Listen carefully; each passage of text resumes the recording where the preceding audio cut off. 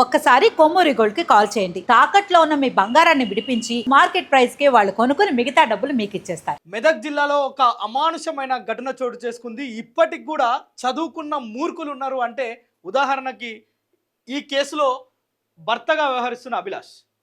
ఎందుకు ఆ మాట అంటున్నా అంటే వీడు చదువుకొని ఉద్యోగం చేసే ఒక యువకుడు భార్యని తన కడుపులో పుట్టే బిడ్డ, కడుపులో పెరుగుతున్న బిడ్డ నా బిడ్డనేనా కాదా అనే అనుమానం స్టార్ట్ అయింది. ఎవరికన్నా అనుమానం పలు రకాలుగా ఉంటుంది. సో వీడికి వచ్చిన అనుమానం చూడుర్రి. పెళ్ళి 18 నెలలే అవుతుంది, సంవత్సరంన్నర అవుతుంది. ఈ సంవత్సరంన్నరలో పాపం అమ్మాయి 5వ నెల ప్రెగ్నెంట్. సో ఈ 5వ నెల ప్రెగ్నెంట్ పైన అంటే పెళ్ళైన దగ్గర నుంచి తన పైన అనుమానం పెంచుకున్న అభిలాష్ తన కడుపులో పుట్టబోయే బిడ్డ నా బిడ్డనేనా కాదా DNA టెస్ట్ చేయించుకో లేకపోతే అని చెప్పి ప్రతిరోజు నానా రచ్చ చేస్తుండే ఇంట్లో. వీడికి తోడు వీడి తల్లి.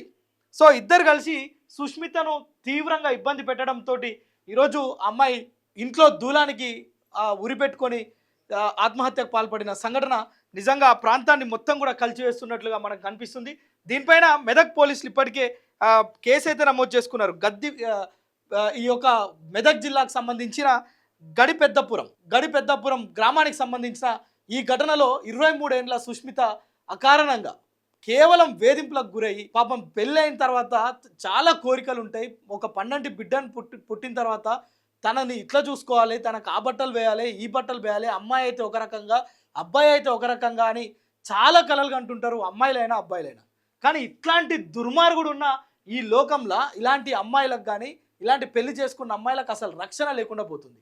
చాలామంది ఈరోజు సమాజంలో పెళ్ళిళ్ళు చేసుకున్న తర్వాత అది వయసు కారణంగా, వాతావరణ మార్పుల కారణంగా, వాళ్ళు చేసుకునే పెళ్లి ఏజ్ కారణంగా చాలామందికి ఈరోజు పిల్లలు పుడతలేరు.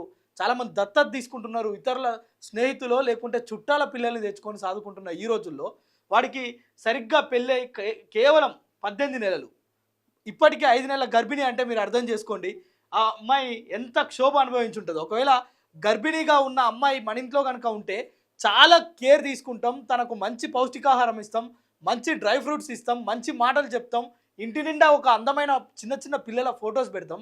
కానీ వీడు లేచిన దగ్గర నుంచి నీ కడుపులో ఉన్నది నా బిడ్డనేనా కాదా అని వీడి తల్లి వీడిద్దరు కలిసి శశికళ తల్లి పేరు, ఆ మాతృమూర్తి పేరు కూడా చెప్పాలి. ఎందుకంటే ఆ ఊరోళ్ళే కాదు సమాజం అంతా చూడాలి వీళ్ళ దుర్మార్గాన్ని, వీళ్ళ దాష్టికాన్ని. ఈరోజు 5 నెలల గర్భిణి చనిపోయిందంటే ఎంత దారుణమైన పరిస్థితో మీరు చూడండి. కేవలం DNA పరీక్ష, వేరే ఏదో అనుమానం కాదు, ఇతరత్ర అనుమానాలు కాదు.